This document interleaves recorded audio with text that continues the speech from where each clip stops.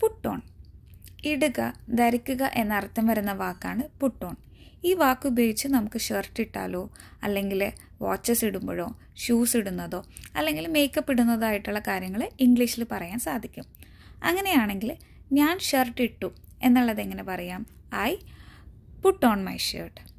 I put on my shirt. ഈ put on ആണ് ഈ ഇട്ടു എന്നുള്ള അർത്ഥം വരുന്ന വാക്ക്. അടുത്തത്, നിങ്ങൾ ആരോടെങ്കിലും പറയാറില്ലേ ഷൂസ് ഇടുന്നൊക്കെ? അത് നമ്മളെങ്ങനെ ഇതുപയോഗിച്ച് പറയും? Can you put on your shoes. Can you put on your shoes. ഇനി വളരെ കാഷ്വലായിട്ട് പറയാനാണെങ്കിൽ നമുക്ക് ഈ ക്യാൻ യു മാറ്റിയിട്ട് വെറുതെ പുട്ട് ഓൺ യുവർ ഷൂസ് എന്ന് പറഞ്ഞാലും മതി. അങ്ങനെയാണെങ്കിൽ ഊരുക എന്നർത്ഥം വരുന്ന വാക്കാണ് ടേക്ക് ഓഫ് എന്നുള്ളത്. നിങ്ങൾ ഷൂസ് ഊരാൻ ആരോടെങ്കിലും പറയണമെങ്കിൽ can you take off your shoes. Can you take off your shoes. ഇവിടെ നേരത്തെ പറഞ്ഞതുപോലെ തന്നെ ഈ ക്യാൻ യു മാറ്റിയിട്ട് വെറുതെ ടേക്ക് ഓഫ് യുവർ ഷൂസ് ആയാലും പറഞ്ഞാൽ മതി. ഇനി അങ്ങനെയാണെങ്കിൽ ഞാൻ ഷർട്ട് ഊരി, അതെങ്ങനെ നമുക്ക് പറയാം? I took of my shirt. I took of my shirt.